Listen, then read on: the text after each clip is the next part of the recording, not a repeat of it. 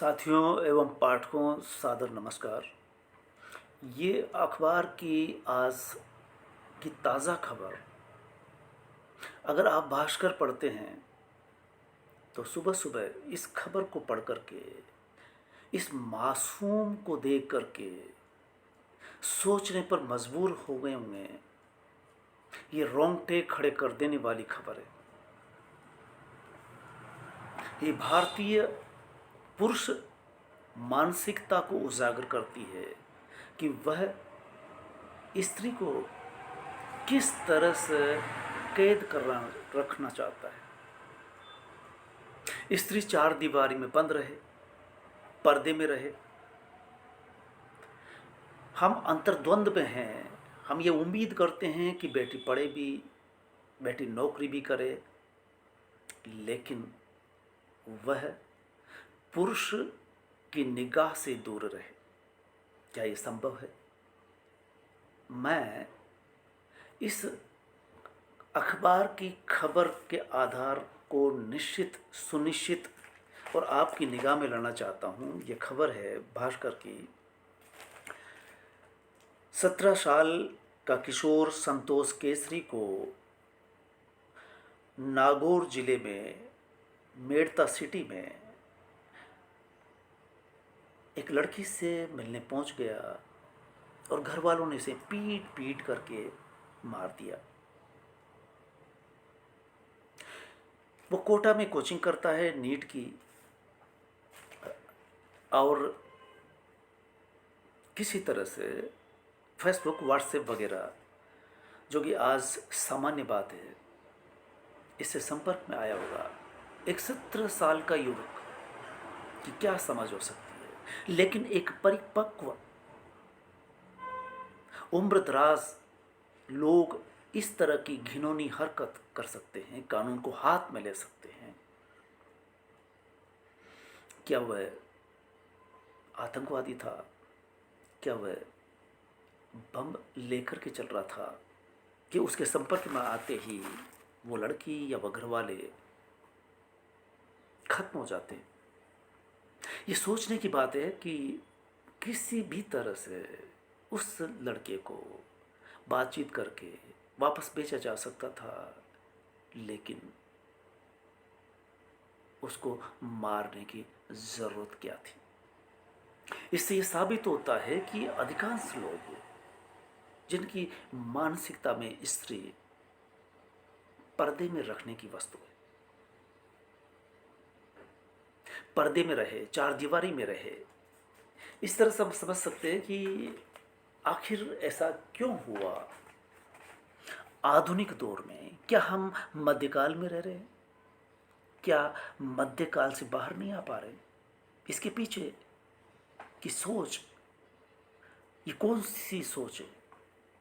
ये सामंती मानसिकता है, मध्यकालीन सोच है, जो स्त्री को पर्दे में, चार दीवारी में, चौखट के भीतर रखना चाहती है, पराये पुरुष से दूर रखना चाहती है।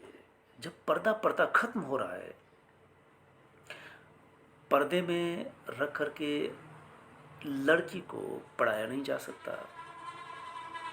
नारा दिया जाता है लड़की पढ़ेगी तो आगे बढ़ेगी, और पढ़ लिख कर के लड़कियां हर तरह की नौकरी में जा रही है, हर तरह के काम कर रही है। वो रॉकेट बना रही है, चला रही है, पायलट बन रही है, सेना में जा रही है, कलेक्टर बन रही है, शिक्षिका बन रही है। क्या नहीं कर रही? ये कौन लोग हैं जो सोचने पर मजबूर करते हैं? इससे ये पता चलता है कि भारतीय अवधारणा में कहा जाता है कि जब तक वो छोटी रहती है, पिता के संरक्षण में रहती है, और शादी कर दी जाने पर वह पति के संरक्षण में रहे, और बुढ़ापा आने पर बेटे के संरक्षण में रहे। ये कहावत की तरह अभी भी लोगों की मानसिकता में बैठा हुआ है, मध्यकालीन सोच है ये, जिससे बाहर अभी भी भारतीय समाज नहीं आ पा रहा है। सिमोन द बुआ ने पिछली सदी में यूं ही नहीं कह दिया था कि स्त्री होती नहीं, बनाई जाती। परिवार का ढांचा कुछ इस तरह का भारतीय समाज का, जिसमें ऊंच नीच लड़की के प्रति जो भेदभाव किया जाता है वो अभी जारी है। ये कहें कि भारतीय पारिवारिक संरचना में विवाह जो किया जाता है पारंपरिक तौर पर, वो सोच भी इसमें काम कर रही है। आज लिव इन द रिलेशन, प्रेम विवाह। और इसी से याद आता कि हरियाणा के बुजाट पंच पटेल जो डिसीजन लेते हैं और आज के समाज में चली आ रही आधुनिकता के खिलाफ जाते हैं। युवक युवती से मिलने की सूरत में ये जो घटना है, इसके पहले भी बहुत सारी घटनाएं हुई। अंतर्जातीय विवाह नहीं किए जाते। अकबर और जोधा के बीच में आज से 500 साल पहले ऐसा हुआ और आज भी हो रहा है। लेकिन ये घटना हमें इसलिए चौंकाती है, सोचने पर मजबूर करती है कि ये डिसीजन था, आत्महंता कदम था। वे लोग अब जेल में रहेंगे। ये ऐसा कौन सी सोच थी जिसके बारे में मैंने आपको बताया कि मध्यकालीन सोच है, लेकिन हम अक्सर गुनाह कर बैठते हैं तब जब हम विवेकहीनता से काम लेते हैं। क्षण भर के पागलपन पे हम किसी भी व्यक्ति को इस तरह से मौत के घाट उतार सकते हैं। लेकिन उसका अपराध क्या था? अगर वो लड़का आया, आपको पता चला, डांट डपट करके भगा देना कम नहीं था क्या? इससे भी समाधान हो रहा था। लेकिन पीट पीट करके मार देना, ये आदिमकालीन सोच है। ये किस तरह के लोग हैं जो कतई बर्दाश्त नहीं करते? ये तानाशाही, ये खूंखारपन, ये कहां लेकर के जाएगा? वो लड़की बेशक पढ़ी लिखी होगी, मोबाइल रखती होंगी और फेसबुक या व्हाट्सएप चलाती होंगी। हर कोई चला रहा है, अब इसे रोका नहीं जा सकता। मोबाइल एक ऐसा हथियार है जो आपके लिए जीवन बना सकता है तो जीवन को बर्बाद कर सकता है। आप इसका उपयोग चाहे जैसे कर सकते हैं। एक वीडियो इस बात को बना था कि स्कूल कॉलेज में पढ़ने वाले लड़के लड़कियां एक सीमा में रहे। बेशक ये मुद्दा है और ये पढ़ाया जाना चाहिए, बताया जाना चाहिए। इसमें बेशक कोई किसी तरह का एतराज़ नहीं है कि आप एजुकेट करें बच्चों को, एक दायरे में रहे। लेकिन ये घटना यकायक उनको पता चला कि उनकी लड़की के संबंध किसी युवक से हो सकते हैं, युवक कहीं से मिल करके आया है। उसका इरादा क्या हो सकता है? लेकिन इरादा किसी का कुछ भी नहीं था। लेकिन ये जो बच्चे को, मासूम बच्चे को मार मार करके, पीट पीट करके मार दिया गया, इसकी निंदा हर कोई करेगा। वो अपराधी साबित हो गए, अपराध में जेल रहेंगे। ये मनोवैज्ञानिक मसला है। ये कोई घटना पड़ी नहीं थी। इसके लिए इतनी नीचे उतर करके इस तरह का कदम उठाने की कतई जरूरत नहीं थी। इस तरह के मसले गांव में अक्सर किसानों के बीच खेतों तक जाने को लेकर के भाई भाई के बीच में मुकदमे होते हैं, मारपीट होती है, और वकील इस बात का फायदा उठाता है कि दोनों लड़ते रहें। अधिकांश लड़ाइयाँ अगर कोर्ट कचहरी होती हैं, अगर वहाँ देखा जाए तो पता चलता है कि हम बेवजह के मुकदमेबाजी में फंसते हैं। ऐसी ही मानसिकता है जो ऐसे कदम उठाने पर मजबूर करती है, अन्यथा कोई कारण नहीं। ये कोर्ट कचहरियाँ बंद हो सकती है। आपको थोड़ा ठंडे दिमाग से सोचना था।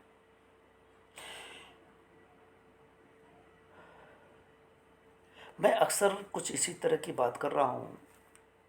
एक वीडियो मेरा साझा किया था महाविद्यालय के विद्यार्थियों के बीच में कि लड़के और लड़की आपस में मिलते हैं, स्कूल में पढ़ते हैं, कॉलेज में पढ़ते हैं, और यकायक बिना घर वालों को सूचना दिए भाग खड़े होते हैं, भगा के ले जाते हैं। ये गलत है, सरासर गलत है।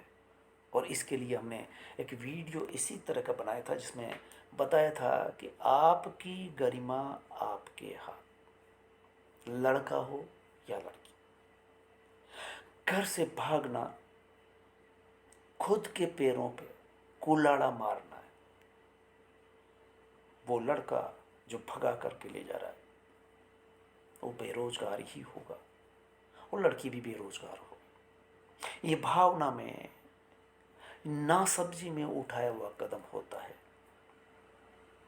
इसके लिए मैं समझता हूँ कि स्कूल और कॉलेज में पढ़ने वाले लड़के लड़कियों के बीच में इस तरह की चर्चा परिचर्चा होनी चाहिए, बताया जाना चाहिए, उनको आगाह करना चाहिए। ये तो समझ आता है, लेकिन ये घर वालों ने जो कदम उठाया ये किसी भी रेंज में नहीं आता, किसी भी बहस में नहीं आता। इसको उस घर वालों के पागलपन के सिवाय कुछ भी नहीं कहा जा सकता। ठीक, इसकी तुलना अगर किसी से की जा सकती है तो हरियाणा की पंचायतें जो फैसला लेती है, लड़के और लड़कियों को कत्ल कर देते हैं बस इस बात पर कि लड़की ने घर से कदम बाहर निकाला, किसी लड़के को पसंद किया, शादी करने की सोची। आप गुनाहगार हो। 18 वर्ष या 21 वर्ष के होने के बाद आप फैसला ले सकते हैं, आप रोक नहीं सकते। आप बाप हुए इसका मतलब ये नहीं है कि आपको कानून कोई अधिकार देता, आपको कानून तोड़ने का कोई हक नहीं। तो इस तरह की घटनाएं क्यों कर होती है? समाज इस तरह से इस कदर हिंसक क्यों कर हो रहा है? अभी इस खबर के आधार पर बहुत कुछ नहीं कहा जा सकता। ये मसला अपराध है, हुआ उनके हाथों, जल्दबाजी में हुआ, लेकिन कोई भी क्या इस तरह का शख्स नहीं था जो उनको समझा सके। इतनी जल्दबाजी में इस तरह का फैसला करना आत्महत्या है। खास करके इसलिए कहा जाता है कि अगर आपकी प्रवृत्ति, आपकी सोच इतनी निम्न स्तर की है तब आप इसी तरह के कदम उठाएंगे, कोर्ट कचहरी जाएंगे, हत्या करेंगे, गुनाह करेंगे, अपराध करेंगे। इस मासूम का चेहरा देख करके आखिर ये घटना किस तरह की हुई, मैं सुबह ही सोच रहा था तो पता चलता है कि ये लड़का 2 दिन पहले कोटा से निकला, घूमता हुआ नागौर पहुंचा और घर वालों को फ़ोन भी किया कि मैं घूमने नागौर आया हूं, तो घर वालों को खबर लग गई। लेकिन शाम तक पुलिस स्टेशन से उनके पास फ़ोन आता है कि आपके बच्चे को पीट पीट करके मार दिया गया। घर वाले वहाँ पहुँचते हैं, फिर रिपोर्ट दर्ज करते हैं और वो घर वाले पकड़े जाते हैं। उन घर वालों को भी 1 घंटा पहले या कुछ मिनट पहले तक भी ये पता नहीं था कि उनके हाथों से किसी का मर्डर होने वाला है। वो पीट पीट करके किसी को मार देने वाले। अगर आपका पेशेंस, आप में इतना भी धैर्य नहीं है कि किसी सिचुएशन को किस तरह से डील किया जाता है, अगर कोई घटना, जबकि कुछ ऐसा हो नहीं सकता था, वो लड़का बम छोड़ने नहीं आया था, वो लड़का मिल रहा था, बात कर रहा था, तो उसको समझा बुझा करके वापस कर देना था, पुलिस को देना था। इसके चेहरे से भी नहीं लगता कि किसी भी तरह से ये लड़का गलत हो सकता है, लेकिन ये अब इस दुनिया में नहीं है। इससे हम क्या सीख लें, क्या समझें? अपने बच्चों को समझा के रखें, लड़की को समझा के रखें। तो फिर वही वीडियो मुझे याद आता है, और स्कूल कॉलेज वालों को भी बताने की ज़रूरत है कि आप अपने प्रथम कक्षा इस बात की लें, कोचिंग वाले भी अपने लड़कों को आगाह करें। सिर्फ पढ़ाने से काम नहीं चलेगा, बताने की ज़रूरत है, समझाने की ज़रूरत है। मोबाइल का कितना इस्तेमाल करना है, किस तरह से इस्तेमाल करना है, व्हाट्सएप फेसबुक से आप क्या देख रहे हैं? और ये लड़का मिसाल बन सकता है कि इसकी कुर्बानी यूं ही नहीं जानी चाहिए, कि जो भी इसको सुन रहे हैं, जो भी इस समाचार को पढ़ रहे हैं और जो भी इस वीडियो को देख सुन रहे हैं, वो समझें कि एक दायरा, आपके घर में आपके हाथ, लेकिन बड़ों को भी ख्याल रखना चाहिए कि जहाँ काम आवे सुई, वहाँ तलवार नहीं उठानी चाहिए। यह ज़रूरत समझाइश की थी, अड़ोसी पड़ोसियों को, उन लोगों को समझाना था।